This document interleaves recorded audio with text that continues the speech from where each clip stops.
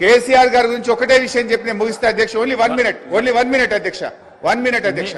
ఆ రోజు 1 minute అధ్యక్ష. Only I'm trying to set right the record. నేను స్పీచ్ ఇవ్వట్లేదు, రికార్డు కరెక్షన్ మాత్రం. ఒక్కటే నిమిషం అధ్యక్ష, సీనియర్ శాసనసభ్యులు ఒక్కటే నిమిషం అధ్యక్ష. I will take only 1 minute. I will take only 1 minute అధ్యక్ష. ఆ రోజు నిజంగానే కేంద్రంలో ఆ రోజు కాంగ్రెస్ పార్టీ అధికారంలోకి వచ్చినప్పుడు సోనియా గాంధీ గారి అధ్యక్షంలో యూపీఏ సమావేశం జరిగింది. ఆ యూపీఏ సమావేశంలో సోనియా గాంధీ గారు కేంద్ర మంత్రివర్గంలో కేసీఆర్ గారిని చేరమన్నప్పుడు కేసీఆర్ గారు ఒక మాట చెప్పారు, కామన్ మినిమం ప్రోగ్రామ్ లో తెలంగాణ అంశం పెడితేనే నేను కేబినెట్ లో చేరతా, నేను పదవుల కోసం రాలేదు, తెలంగాణ కోసం ఢిల్లీకి వచ్చినా అని చెప్పిండు కేసీఆర్ గారు. ఆ రోజు కామన్ మినిమం ప్రోగ్రామ్ లో పెట్టి ఉభయ సభలను రాష్ట్రపతి గారు ఉద్దేశించిన సభలో రాష్ట్రపతి గారు తెలంగాణ రాష్ట్ర ఏర్పాటును సంప్రదింపుల ద్వారా చేస్తామని చెప్పించింది కేసీఆర్ గారు. ఆ రోజు షిప్పింగ్ పోర్ట్ఫోలియో ఇస్తే అధ్యక్ష, ఆ రోజు షిప్పింగ్ పోర్ట్ఫోలియో ఇస్తే అధ్యక్ష షిప్పింగ్ పోర్ట్ఫోలియో ఇస్తే అధ్యక్ష, ఒక్కటే నిమిషం, ఆ రోజు డిఎంకే పార్టీ మాకు షిప్పింగ్ పోర్ట్ఫోలియోగా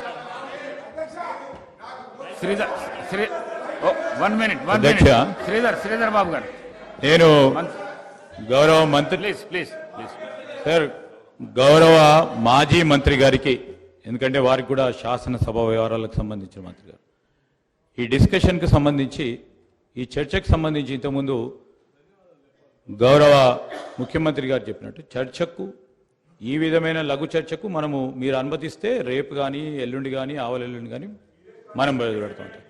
అధ్యక్ష, వారికి నేను ఈ విధంగా మీరు అందరికీ మరి అవకాశం ఇస్తే సమయం సరిపోదు సార్. నేను గౌరవ ప్రతిపక్ష సభ్యులను కూడా కోరుతా ఉన్నాను, గవర్నర్ ప్రసంగాన్పై ధన్యవాద తీర్మానం విషయంలో స్పష్టంగా మీరు చెప్పే అనేక అంశాల విషయంలో 50 సంవత్సరాల చరిత్ర గురించి కానీ చెప్పండి. మీరు 10 సంవత్సరాల కాలం పాటు, నేను దాంట్లో 5 సంవత్సరాలు ఉన్నాను, అదే చెప్తూ వచ్చారు, ప్రజలు అందరూ కూడా వింటూ వచ్చారు.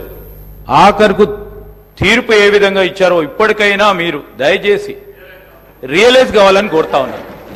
ఇందిరమ్మ రాజ్యం రావాలే, పెద్దలు కేటీఆర్ గారు చెప్పారు ఇందిరమ్మ రాజ్యం అంటే ఏ విధంగా ఉంటుందని. సరే, ప్రజలందరికీ తెలుసు, ఈరోజు అందరూ కూడా చదువుకున్నవారు, అందరూ కూడా అవగాహన ఉన్న వ్యక్తులు. అయినా కానీ ఇందిరమ్మ రాజ్యంలోనే సామాజిక న్యాయం జరిగింది, ఇందిరమ్మ రాజ్యంలోనే పేదవారికి న్యాయం జరిగింది, ఇందిరమ్మ రాజ్యంలోనే ఇల్లు వచ్చినాయి, ఇందిరమ్మ రాజ్యంలోనే భూములు వచ్చినాయి, ఇందిరమ్మ రాజ్యంలోనే పోడు భూములు వచ్చినాయి. ఈరోజు ఆ విధమైన మరొక్కసారి ప్రభుత్వం రావాలనే ఆలోచనతోనే తీర్పిచ్చారు కనుక, ఆ క్రమంలో కొత్త ప్రభుత్వం ఏర్పాటైన తర్వాత మీరు ఏదైనా మీ ఆలోచనలు ఇస్తే తప్పకుండా మేము ఒక కన్స్ట్రక్టివ్ క్రిటిసిజం చేయండి, we will try to accept it. కానీ పదే మళ్ళా 50 సంవత్సరాలకు అంతపూర్వకం పెద్దలు హరీష్ రావు గారు చెప్పారు, మేం చేపట్టి కాంగ్రెస్ పార్టీ అధికారంలోకి వచ్చిందని. మేము 91 మంది ఉన్నాము, 90లో మేము ఉన్నాము, మీరు ఉన్నది ఎంతమంది? దాని తర్వాత ఎన్ని సీట్ల మీరు నిలబడ్డారు, ఎంతమంది గెలిచారు? దాని తదుపరి జరిగిన 2000 ఎన్నికల్లో ఎంతమంది మీరు నిలబడ్డారు, ఎంతమంది గెలిచారు? ఇవన్నీ కూడా బేరీజ్ చేసుకోవడానికి మరొకసారి ఒక చర్చ పెట్టండి అధ్యక్ష. కానీ నేను దయచేసి గౌరవ సభ్యులందరినీ కూడా కోరుతా ఉన్నాను, ఈరోజు గవర్నర్ గారి ప్రసంగంపై ఈరోజు వారి పేరు తీశారనుకో వారు మాట్లాడుతూ అంటారు, వీరి పేరు తీశారనుకో వీరు మాట్లాడుతూ అంటారు.